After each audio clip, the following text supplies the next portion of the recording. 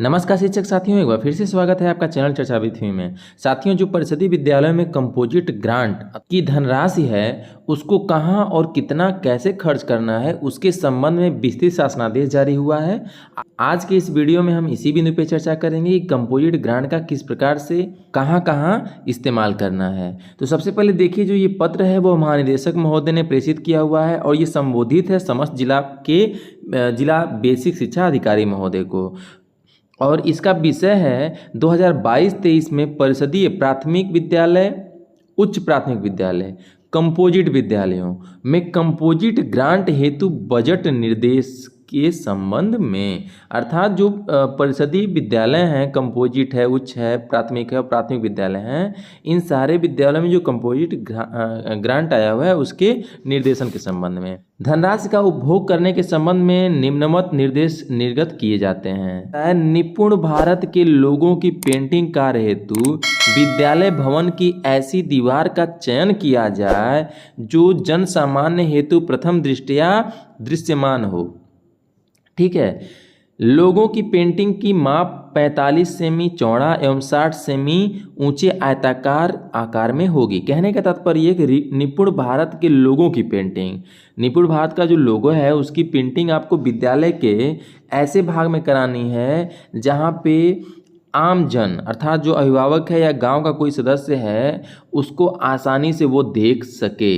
और उसकी लंबाई चौड़ाई के विषय में भी एक मानक दे दिया गया है। लोगों की रंगीन फोटो संलग्न फोटो के अनुसार ही लोगों में रंगों का समावेश किया जाए। ये जो निपुण भारत का लोगो है उसके अनुसार ही उसमें रंगों का चयन करना है। इस प्रयोजन हेतु प्रत्येक विद्यालय में लोगों की उपलब्धता सुनिश्चित की जाए। ठीक है।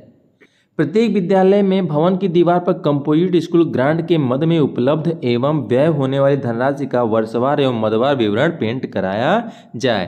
कहने का तात्पर्य यह है कि पहले तो निपुण भारत का लोगो बनाना है और दूसरे बिंदु में ये कहा जा रहा है कि जो कंपोजिट ग्रांट की धनराशि पिछले जब से मिल रही है तब से हर वर्ष हर सत्र का आपको विवरण किया आपको कितनी धनराशि प्राप्त हुई है और उस धनराशि का व्यय आपने किन किन मदों में किया हुआ है। ठीक है, उसको भी आपको क्या करना है, दीवार पे पेंटिंग करवानी है। अब देखिए अगला कह रहा है अनुमन्य कार्य। वरीयता क्रम में निम्नवत कार्य अनुमन्य होंगे। प्रथम वरीयता जो कार्य है वह स्वच्छता एंड हैंड वॉशिंग के संबंध में है। कंपोजिट स्कूल ग्रांट हेतु स्वीकृत धनराशि में से न्यूनतम 10% धनराशि स्वच्छता अभियान कार्यक्रमों पर व्यय होगी। जितना भी धनराशि मिल रहा है उसमें 10% किस पे व्यय होगी, स्वच्छता व्यय होगी। ये पिछले साल भी वही आदेश आया हुआ था। जो विद्यालय भवन परिसर छात्रों की स्वच्छता पर व्यय की जाएगी।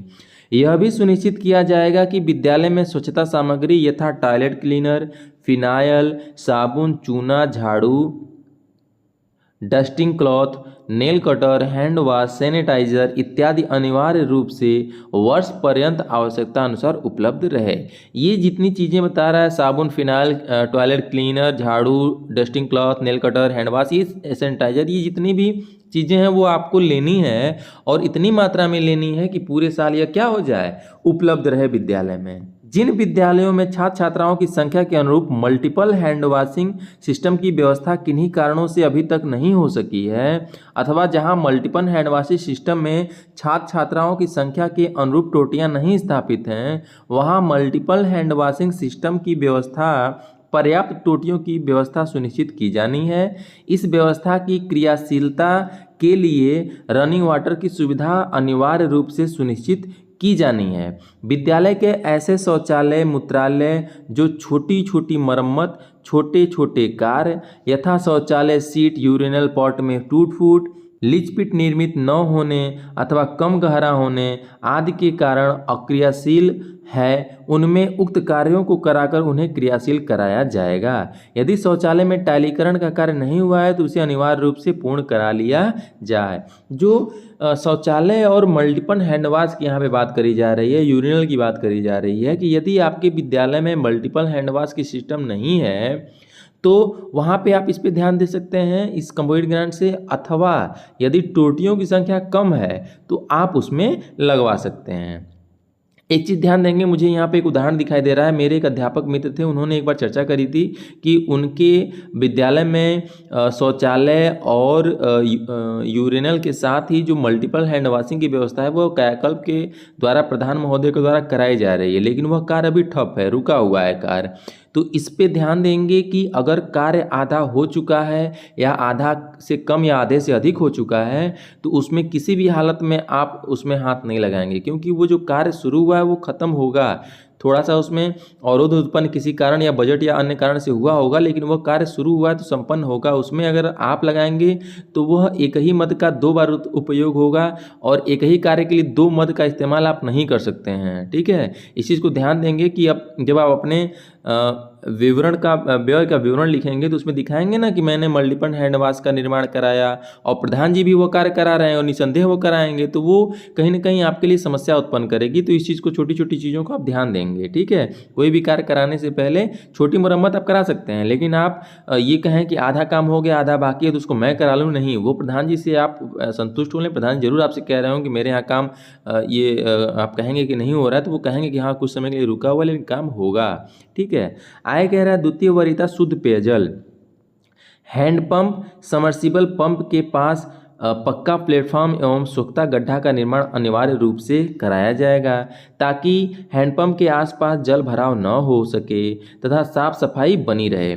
रसोई घर के में भोजन तैयार किए जाने एवं रसोई घर तथा बर्तनों की साफ सफाई हेतु जल आपूर्ति एवं जल निकासी की समुचित व्यवस्था कराई जाएगी। ठीक है, ये शुद्ध पेयजल के संबंध में बात करी जा रही है कि जल का कहीं न कहीं ये कहा जा रहा है कि उसका ठहराव ना हो, उसके लिए भी सोख्ता का निर्माण करना है और शुद्ध जल भी सबको मिलता रहे। इसके अलावा जो शिक्षण सामग्री के संबंध में बात कहा जा रहा है कि समस्त परिषदीय विद्यालयों के प्रत्येक कक्षा कक्ष में मानकानुरूप एवं गुणवत्ता युक्त व्हाइट ग्रीन बोर्ड की उपलब्धता अनिवार्य रूप से सुनिश्चित की जाए। यथा आवश्यक शिक्षण सहायक सामग्री अधिकतम ₹2000 की सीमा तक। ठीक है, जो शिक्षण सहायक सामग्री यानी TLM की बात करी जा रही है वो 2000 तक आप उसको ले सकते हैं। यथा प्रिंट रिच मटेरियल, विज्ञान किट, गणित किट, मानचित्र पर इस धनराशि का उपयोग किया जा सकता है। विद्यालय में नामांकित दिव्यांग छात्रों के TLM एवं दृष्टि दिव्यांग छात्रों हेतु एम्बोस्ड ग्लोब तथा एम्बोस्ड मानचित्र की आवश्यकता अनुसार क्रय भी इसी धनराशि से किया जा सकता है। ठीक है, ये TLM के संबंध में बात करी जा रही है कि आप इस धनराशि खरीद सकते हैं। जिन विद्यालयों में TLM के रखरखाव हेतु अलमारी का क्रय अभी तक नहीं किया गया है उनसे इस हेतु अलमारी क्रय की जाएगी। अलमारी भी आप TLM के सही से रख रखाव हेतु अलमारी भी खरीदने की बात करी जा रही, खरीद सकते हैं। फर्स्ट एड बॉक्स हेतु क्रय की गई सामग्री दवाइयों की समाप्ति तिथि एक्सपायरी डेट का अवश्य मिलान कर लिया जाए तथा एक्सपायरी की दवाओं को नष्ट कर दिया जाए एवं आवश्यकता अनुसार सामग्री क्रय कर लिया जाए। जो फर्स्ट एड किट है, जैसे छोटे मोटे चोट लग जाने के बाद जो बच्चों को हैंसप्लास्ट हो गया, रुई हो गया, डेटॉल हो गया या अन्य चीज़ें जिसको आप उसको वहाँ पे लगाने से उनको छोटी छोटी चीज़ों से, छोटे छोटे घावों से आप उपचार कर सकें, उसके लिए भी सामग्री खरीदने की बात करी जा रही है इसी कंपोजिट ग्रांट से। विद्यालय में उपलब्ध अग्निशमन यंत्र की समय से रिफिलिंग सुनिश्चित की जाएगी।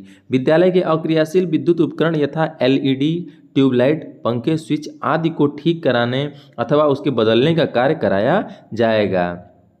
उच्च प्राथमिक विद्यालयों के लिए इस अनुदान राशि से प्रयोगशालाओं और कंप्यूटर शिक्षा विषयक आवश्यक कंज्यूमेबल सामग्री तथा इंटरनेट पर भी व्यय किया जाएगा। ठीक है, इसके अलावा यदि विद्यालय की रंगाई पुताई, ये बड़ा इंपॉर्टेंट है, इस पे ध्यान देंगे क्योंकि विद्यालय का भौतिक वातावरण सभी लोग सुंदर बनाने के प्रयास में रहते हैं कि हमारा विद्यालय रंगाई पुताई बढ़िया हो जाए, तो उसमें ये बड़ा इंपॉर्टेंट बिंदु है। यदि विद्यालय की रंगाई पुताई गत वर्ष में कंपोजिट स्कूल ग्रांट से अथवा ऑपरेशन कायाकल्प के अंतर्गत नहीं कराई गई है तो विद्यालय की रंगाई पुताई, दरवाजे, खिड़कियों, ग्रिल, चारदीवारी, गेट के पेंट एवं वॉल पेंटिंग का कार्य भी आवश्यकता अनुसार कराया जाएगा। कहने का तात्पर्य यह है कि पिछले सत्र में यदि आपने कंपोजिट ग्रांट अथवा प्रधान महोदय के द्वारा कायाकल्प के द्वारा रंगाई पुताई हुई है तो इस साल न कायाकल्प के थ्रू और न ही आपके कंपोजिट ग्रांट के थ्रू रंगाई पुताई होगी। रंगाई पुताई नहीं होनी है। अगर पिछले साल नहीं हुई है तो इस साल आपको कर लेना है। चारदीवारी के समय समस्त परिषदीय विद्यालयों में एकरूपता लाए जाने के लिए आवश्यक है कि भवन बाहर से अनिवार्य रूप से सफ़ेद रंग से पुतवाया जाए। ये भी ध्यान देने वाली बात है कि यदि आप रंगाई पुताई कराएंगे तो अंदर के कलर आप चाइल्ड फ्रेंडली बना सकते हैं, लेकिन बाहर के कलर को आप केवल और केवल वाइट ही रखेंगे। कक्षा 1 के लिए विशेष पेंटिंग की व्यवस्था यथा बाल वाटिका का लोगो इत्यादि पेंटिंग कराई जाएगी। कहने का तात्पर्य यह है कि जो कक्षा 1 के बच्चे होते हैं उनकी आप कक्षाओं को ऐसा बनाएं जिससे बच्चे क्या हों, उत्साहित हों और मनोरंजक पूर्ण वातावरण उनके लिए क्या हो, मिल सके। आगे कह रहा है कि विद्यालय में उपलब्ध मरम्मत योग्य सामग्री यथा कुर्सी में झूला, हैंडपंप, ब्लैक बोर्ड, फर्श एवं दीवार के आंशिक प्लास्टर, पैचवर्क एवं अन्य समस्त प्रकार की छोटी मोटी मरम्मत एवं रखरखाव यथा आवश्यक दरवाजे हेतु ताले एवं इंटरलॉकिंग इत्यादि कार्य कराया जाएगा। जहां पर फर्नीचर की व्यवस्था न हो वहां पर्याप्त संख्या में टाट पट्टी, चटाइयाँ, दरी बच्चों के कक्षा कक्ष में बैठने हेतु व्यवस्था की जाएगी। इस चीज़ को ध्यान देंगे कि बच्चों के बैठने के लिए चटाई या दरी की समुचित व्यवस्था आपके द्वारा कर ली जाए। ठीक है। आगे कह रहा है ऐसे परिषदीय विद्यालयों में जहां स्मार्ट क्लास की स्वीकृति प्राप्त हुई है उनमें सुरक्षात्मक दृष्टिकोण से कंपोजिट स्कूल ग्रांट के अंतर्गत निम्नांकित कार्रवाई सुनिश्चित की जाए। स्मार्ट क्लास यदि है तो उसके विषय में बता रहा है कि विद्यालय के गेट और कक्षा के समस्त दरवाजों पर सामान्य ताला के स्थान पर डबल इंटरलॉकिंग की व्यवस्था की जाए। साथ ही जिस कक्षा कक्ष में स्मार्ट क्लास के उपकरण हो उनकी खिड़कियों पर लोहे के सुरक्षित ग्रिल व पर्याप्त मात्रा में सुरक्षित कुंडी की व्यवस्था की जाए। ठीक है। स्मार्ट कक्षा कक्ष के विषय में ये विशेष दिशा निर्देश दिया जा रहा है। जिस कक्षा में अवस्थापना सुविधा स्थापित अधिष्ठापन किया जाना है वहाँ के दरवाजे लोहे के हों। अगर स्मार्ट क्लास की बात आप कर रहे हैं तो उसके दरवाजे लोहे के हों, खिड़कियों पे पर्याप्त मात्रा में ग्रिल लगा हो, खिड़की लगा हो। ठीक है। और उसका दरवाज़ा क्या होना चाहिए, लोहे का होना चाहिए। ठीक है। कक्षा कक्षों में इंटरलॉकिंग के संबंध में बात करी जा रही है। वैसे तो ये बड़े कार्य हैं, इसको कायाकल्प के थ्रू ही कराने की बात करी जाती है, लेकिन ऐसे विद्यालय जिसमें सभी कक्षा कक्ष की फर्श टूटी फूटी क्षतिग्रस्त है वहाँ रुपया 75,000 या उससे अधिक कंप्यूटर स्कूल ग्रांट की धनराशि प्राप्त हो रही है। वहाँ प्रथम वरीयता एवं द्वितीय वरीयता के कार्य एवं अन्य आवश्यक कार्यों को सहायक शिक्षण सामग्री यथा जैसे TLM, प्राथमिक उपचार सामग्री, अग्निशमन यंत्र की रिफिलिंग, यथावश्यक पेंटिंग कार्य, अक्रियाशील उपकरणों को ठीक करना, बदलवाना कार्यों को कराने के बाद यदि पर्याप्त धनराशि अवशेष बचती है तो उपलब्ध धनराशि के अनुरूप कक्षा कक्षों के टालीकरण के कार्य विद्यालय प्रबंधन समिति के अनुमोदन के बाद कराया जाएगा। कहने का तात्पर्य यह है कि जो कक्षा कक्षों के टालीकरण की बात करी जा रही है, यदि आपके विद्यालय में 75,000 से अधिक कंप्यूटर ग्रांट प्राप्त होता है और बिंदु 1 और 2 को कार्य आप करा लेते हैं और जो रिफिलिंग अग्निशमन यंत्र के रिफिलिंग की बात करी जा रही है, फर्स्ट एड किट की बात करी जा रही है, TLM की बात करी जा रही है, इसके बाद यदि पैसा बचता है तो आप उसमें क्या करें, SMC के अनुमोदन के बाद आप टैलीकरण का कार्य करवा लें। ठीक है।